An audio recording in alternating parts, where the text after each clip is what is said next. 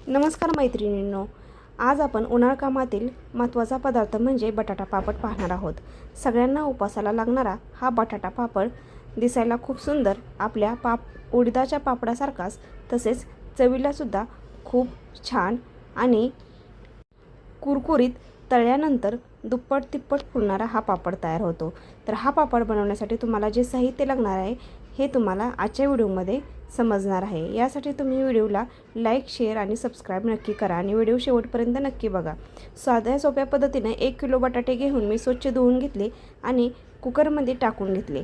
त्यामध्ये मी बटाटे बुडेल एवढंच पाणी कुकरमध्ये टाकलेलं आहे, कारण की जास्त पाणी टाकलं तर बटाटे जास्त शिजले जातात। त्यामुळे मी थोडंच पाणी घेऊन कुकरच्या 3 ते 4 शिट्ट्या करून घेणार आहे। आता मी हे बटाट्यामध्ये पाणी ओतून घेत आहे।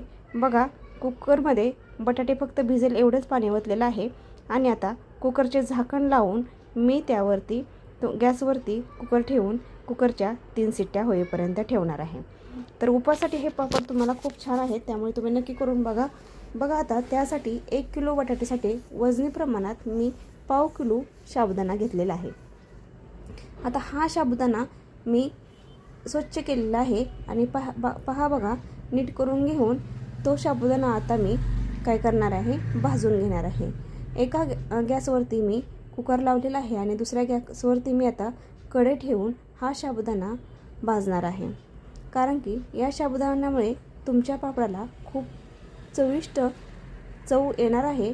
आता बघा, मी गॅसवरती कढई ठेवलेली आहे आणि त्यावरती मी साबुदाणा टाकून घेतला आहे। हा साबुदाणा हलका फुलका म्हणजे जसा फुगलेला दिसतो, म्हणजे तशा प्रकारे हा साबुदाणा आपल्याला एक 10 मिनटं भाजून कमी गॅसवरती भाजून घ्यायचा आहे। जास्त गॅसची फ्लेम करायची नाही। कमी गॅसवरती हा साबुदाणा खूप छान प्रकारे भाजून घ्यायचा आहे। त्यामुळे सगळं मॅचर म्हणजे साबुदाणा चांगला भाजला जातो आणि साबुदाण्याचे कण आपल्याला खाताना लागत नाहीत।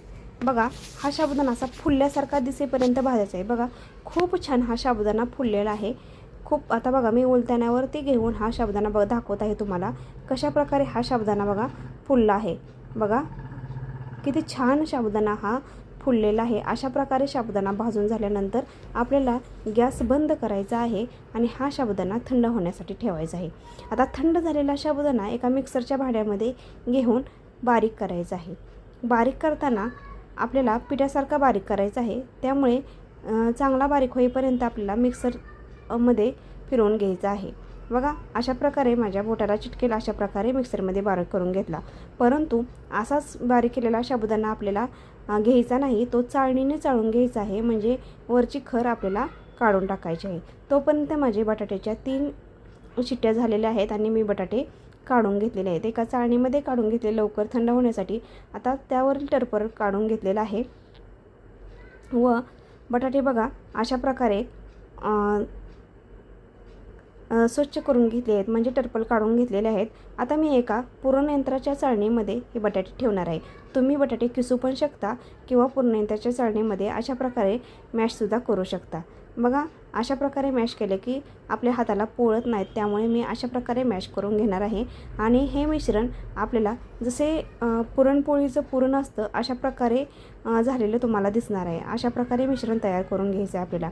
आता ह्या तयार केलेल्या मिश्रणामध्ये आपल्याला जो आपण वाटून घेतलेला पाव किलो साबुदाणा होता तो यामध्ये मिक्स करून घ्यायचा आहे। आता हा साबुदाणा मिक्स करून घेतल्यानंतर यामध्ये काय करायचं आहे, आपल्याला चवीनुसार आपल्याला 1 चमचा तिखट टाकायचं आहे। जर जास्त तिखट असेल तर टाकायचं नाही, कारण की तळल्यानंतर खूप ठसका लागतो, त्यामुळे तिखट कमीच टाकायचं आहे। आणि मीठसुद्धा कमी टाकायचं आहे, कारण की मीठ हे वाळवणी पदार्थामध्ये जर मीठ जास्त टाकलं तर खरट होण्याची शक्यता असते, त्यामुळे मीठ हे प्रमाणानुसारच आपल्याला घ्यायचं आहे। आता तिखट मीठ टाकून जर तुम्हाला तुमच्याकडे आवडत असेल तर जिरे कोथिंबीर टाकू शकता, परंतु आमच्याकडे उपासाला हे पदार्थ चालत नाहीत, त्यामुळे मी टाकणार नाही। आणि अशा प्रकारे आता मी काय करणार आहे, ह्या पिठाचा एक छोटासा गोळा तयार करून घेणार आहे। बघा, सर्व मिश्रण मिक्स करून घेणार आहे। आपल्याला मिश्रणाला सर्व तिखट आणि मीठ लागेल अशा प्रकारे मिश्रण आपल्याला करून घ्यायचं आहे। बघा, खूप छान प्रकारे मी मिश्रण तयार करून घेणार आहे आणि ह्या मिश्रणाचा एक गोळा तयार झालेला आहे। आता माझ्याकडे हा गोळा काय करणार आहे, मी आता असाच प्रकारे ठेवणार नाही, तर एका पातेल्यामध्ये हा गोळा ठेवणार आहे। किंवा तुम्ही कुकरच्या भांड्यामध्ये सुद्धा ठेवू शकता। अशा प्रकारे मी आता काय केलेलं आहे, एका गॅसवरती मी काय करणार आहे, पाणी गरम करायला ठेवणार आहे आणि गॅसवरती पाणी गरम करायला ठेवणार आहे आणि हा गोळा मी गॅसवरती वाफवण्यासाठी ठेवणार आहे। बघा आता पाणी गरम झालेलं आहे माझं आणि त्यावरती मी काय केलेलं आहे, छोटीशी कढई ठेवलेली आहे, म्हणजे पातेलं बसण्यासाठी तुम्ही प्लेटसुद्धा ठेवू शकता। बघा मी अशा प्रकारे मोठ्या पातेल्यामध्ये हे छोटे पातेलं ठेवलेलं आहे आणि आता ह्या पातेल्यावरती मी झाकण ठेवणार आहे, कारण की वाफ जाऊ नये म्हणून। आता ही वाफ जाऊ नये म्हणून मी अशा प्रकारे झाकण ठेवलं आणि थोड्या वेळाने हे मिश्रण मी पाहणार आहे। आता मी एक 10 मिनटासाठी हे मिश्रण ठेवलं होतं।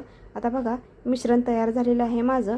आता मिश्रण तयार करून मी ह्याच्या छोट्या छोट्या गोळ्या तयार करून घेतलेल्या आहेत आणि रोटी मेकरवरती एका प्लॅस्टिक कागदावरती एक गोळी ठेवून दुसरा प्लॅस्टिक कागदवरती झाकून अशा प्रकारे मी त्या मिश्रणाचे छोटेसे पापड तयार करून घेणार आहे।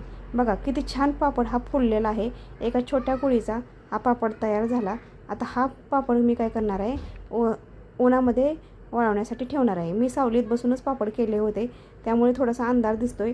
आता बघा मी अशा प्रकारे सर्व पापड काय केलेले आहे, उन्हामध्ये वाळत घाललेले आहेत। आता हे पापड चांगले वाळू देणार आहे आणि वाळल्यानंतर मी हे पापड आपण काय करणार आहोत, तळून पाहणार आहोत। मग तळून पाहिल्यानंतर आपले पापड कशा प्रकारे दिसतात आणि चवीला कसे लागतात हे सुद्धा मी तुम्हाला सांगणार आहे। बघा अशा प्रकारे 1 किलोच्या प्रमाणात एवढे पापड तयार होतात। नक्की तुम्ही हे करून बघा, कारण की खूप साधी आणि सोपी पद्धत आहे। आता मी हे पापड माझे वाळलेले आहेत आणि आता मी काय करणार आहे, तेलात तळणार आहे। बघा तेलात तळताना तेल गरम होईपर्यंत ठेवायचं आहे।